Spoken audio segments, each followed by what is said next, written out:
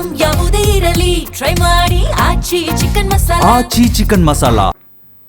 Bidadi township ವಿರುದ್ಧ ದಳಪತಿ ಸಮರ ತೀವ್ರಗೊಂಡಿದೆ. ಟೌನ್ಶಿಪ್ ಹೆಸರಲ್ಲಿ ಹಣ ಮಾಡೋಕೆ ಮುಂದಾಗಿದ್ದಾರೆ. ಸರ್ಕಾರಕ್ಕೆ ರೈತರ ಏಳಿಗೆ ಬೇಕಾಗಿಲ್ಲ, ರೈತರ ಪರವಾಗಿ ನಾನಿದ್ದೇನೆ, ಕೋರ್ಟ್ಗೂ ಹೋಗೋದಕ್ಕೆ ತಯಾರಿ ನಡೆಸ್ತಾ ಇದ್ದೇವೆ. ಸರ್ಕಾರಿ ಭೂಮಿ ಹಲವು ಕಡೆ ಇದೆ, ಅದನ್ನ ರಕ್ಷಣೆ ಮಾಡಿ ಸರ್ಕಾರಿ ಜಾಗಗಳನ್ನ ರಕ್ಷಿಸಿ ಅಭಿವೃದ್ಧಿ ಮಾಡಲಿ ಅಂತ ಬೆಂಗಳೂರಲ್ಲಿ ಕೇಂದ್ರ ಸಚಿವ ಎಚ್.ಡಿ. ಕುಮಾರಸ್ವಾಮಿ ಕಿಡಿಕಾರಿದ್ದಾರೆ. ನೋಡಿ, ಬಿಡದಿ ಟೌನ್ಶಿಪ್ ವಿರುದ್ಧ ಈಗ ದಳಪತಿ ತೊಡೆ ತಟ್ಟಿ ನಿಂತ್ಕೊಂಡಿದ್ದಾರೆ. ನಿನ್ನೆಯೂ ಕೂಡ ಬೈರಮಂಗಲದಲ್ಲಿ ಝಾಂಡಾ ಹೊಡೆದ್ರು ಕೇಂದ್ರ ಮಂತ್ರಿಗಳು ಕುಮಾರಸ್ವಾಮಿ ಅವರು. ಟೌನ್ಶಿಪ್ ಹೆಸರಲ್ಲಿ ಹಣ ಮಾಡೋದಕ್ಕೆ ಮುಂದಾಗ್ತಾ ಇದ್ದಾರೆ ಇವರು.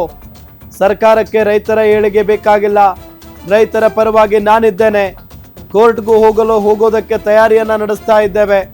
ಸರ್ಕಾರಿ ಭೂಮಿ ಹಲವು ಕಡೆ ಇದೆ, ಅದನ್ನ ರಕ್ಷಣೆ ಮಾಡಿ ಸರ್ಕಾರಿ ಜಾಗಗಳನ್ನ ರಕ್ಷಣೆ ಮಾಡಿ ಅಭಿವೃದ್ಧಿ ಮಾಡಲಿ ಅಂತ ಎಚ್.ಡಿ. ಕುಮಾರಸ್ವಾಮಿ ಅವರು ಹೇಳಿಕೆಯನ್ನ ಕೊಟ್ಟಿದ್ದಾರೆ. ಯುವಕರು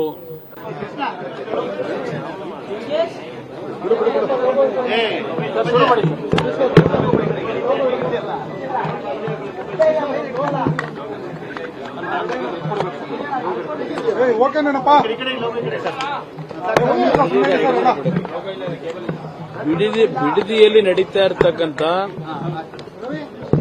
ಅಲ್ಲಿಯ ರೈತರ ಪ್ರತಿಭಟನೆ, ಯಾವೊಂದು ಭೂಸ್ವಾಧೀನ ಪ್ರಕ್ರಿಯೆಗಳಿಗೆ ಚಾಲನೆ ಕೊಡ್ತಕ್ಕಂಥ ತೀರ್ಮಾನ ಸರ್ಕಾರದಲ್ಲಿ ಏನು ಮಾಡ್ಕೊಂಡು ಹೊರಟಿದ್ದಾರೆ,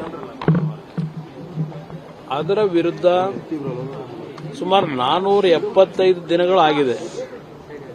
ನಿರಂತರವಾಗಿ ಆ ಭಾಗದ ಹೆಣ್ಣು ಮಕ್ಕಳು, ಯುವಕರು ದೊಡ್ಡ ಮಟ್ಟದ ಹೋರಾಟ ಏನು ನಡೆಸ್ತಾ ಇದ್ದಾರೆ.